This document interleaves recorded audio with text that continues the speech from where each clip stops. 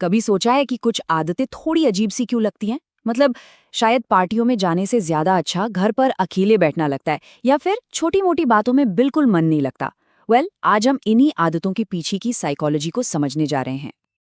ये वो आदतें हैं जिन्हें समाज अक्सर ठीक से समझ नहीं पाता है ना। लेकिन जरा सोचिए, क्या हो अगर ये आदतें असल में कोई कमजोरी नहीं बल्कि एक बहुत तेज और गहराई से सोचने वाले दिमाग का साइन हो। सुनने में थोड़ा अजीब लग सकता है, पर साइकोलॉजी तो यही कहती है। जो आदतें बाहर से देखने में थोड़ी असामाजिक लगती हैं, हो सकता है वो अंदर से एक बहुत ही यूनिक मेंटल पावर का सबूत हो। तो चलिए आज इसी छिपे हुए कोड को डिकोड करने की कोशिश करते हैं। तो सबसे पहले रहस्य से शुरू करते हैं। आखिर ऐसा क्यों होता है कि कुछ सबसे इंटेलिजेंट और क्रिएटिव लोग अक्सर अकेले रहना पसंद करते हैं? ये एक ऐसा सवाल है जो सच में सोचने पर मजबूर करता है। क्या ये कोई सामाजिक कमी है, या फिर पर्दे के पीछे कहानी कुछ और ही चल रही है? साइकोलॉजी हमें जो बताती है वो शायद आपको हैरान कर दे। यहाँ देखिए कि हमारी पहली सोच कितनी गलत हो सकती है। जो इंसान छोटी मोटी बातों से बचता है, जरूरी नहीं कि वो घमंडी हो सकता है वो बस गहरे कनेक्शंस ढूंढ रहा है। जो अकेला रहता है वो दुखी नहीं, बल्कि अपने दिमाग को रिचार्ज कर रहा है, एक तरह से मेंटल स्पेस बना रहा है। और जो सोशल मीडिया से दूर है, वो असल में बाहरी दिखावे से ज्यादा अपनी आंतरिक शांति को वैल्यू देता है। और ये बात हमें एक बहुत जरूरी चीज याद दिलाती है। अकेलापन कोई कमजोरी नहीं है, बल्कि ये एक पावरफुल टूल हो सकता है। ये वो शांत जगह है जहां दिमाग सबसे उलझी हुई प्रॉब्लम्स को सुलझाता है और नए नए आइडियाज को जन्म देता है। तो अगली बार जब कोई मुश्किल सवाल का जवाब देने से पहले कुछ पल रुकें, तो याद रखिएगा, हो सकता है वो कॉग्निटिव रिफ्लेक्शन का इस्तेमाल कर रहा हो। वो बस तुरंत रिएक्ट नहीं कर रहा, बल्कि एक बेहतर जवाब तैयार करने के लिए सोच रहा है। ये ओवर थिंकिंग नहीं है, ये बेटर थिंकिंग है, और ये हाई इंटेलिजेंस का एक बड़ा साइन है। तो कुल मिलाकर बात यह है कि ये आदतें किसी कमी की निशानी नहीं है। ये तो उस दिमाग का नतीजा है जो अपनी शर्तों पर दुनिया से जुड़ना चाहता है।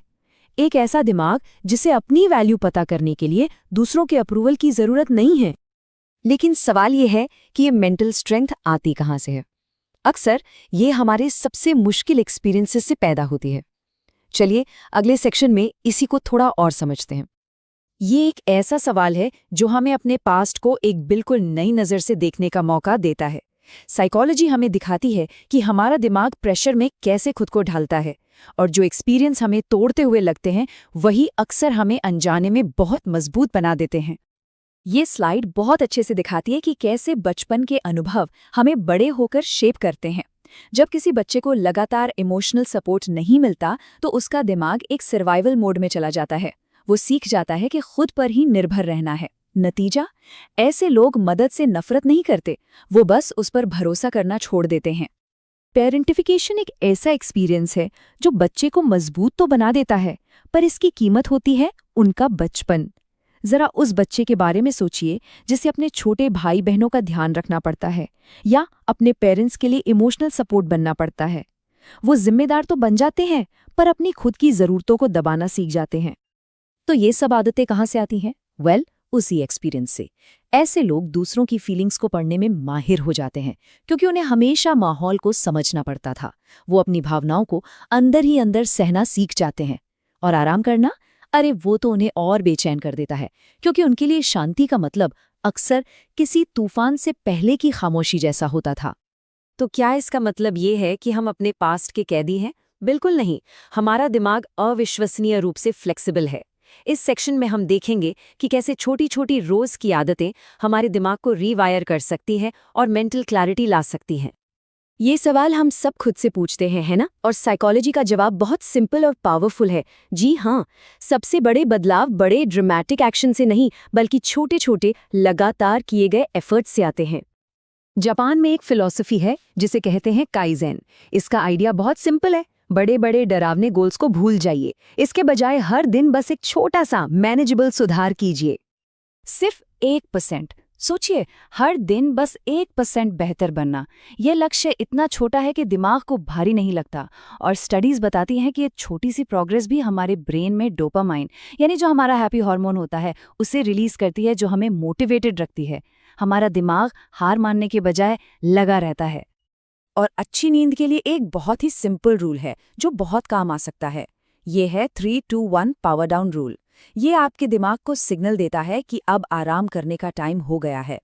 इस नियम को फॉलो करने से नींद की क्वालिटी इंप्रूव हो सकती है, जिससे अगले दिन दिमाग ज्यादा शार्प और फोकस्ड महसूस करता है। और आखिर में एक और जापानी आदत जो मेंटल हेल्थ के लिए कमाल कर सकती है, वो है अपने आसपास की जगह को साफ सुथरा रखना।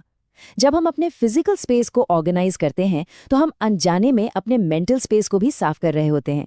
इससे दिमाग को शांति मिलती है और सोचने के लिए ज्यादा जगह बनती है। तो देखिए, आपकी आदतें रैंडम नहीं हैं। वे कहानी बताती हैं, आपके एक्सपीरियंसेस की, आपके लचीलेपन की और आपके इंटेलिजेंस की कहानी। वे उस कोड का हिस्सा हैं जिसने आपको वो बनाया है जो आप आज हैं। तो अब जब आप इस कोड को थोड़ा बहुत पढ़ना सीख गए हैं तो आप अपने बारे में क्या नया जानेंगे? उम्मीद है कि ये बातें आपको अपने व्यवहार को जज करने के बजाय उसे जिज्ञासा और सेल्फ एक्सेप्टेंस के साथ देखने के लिए प्रेरित करेंगी। इस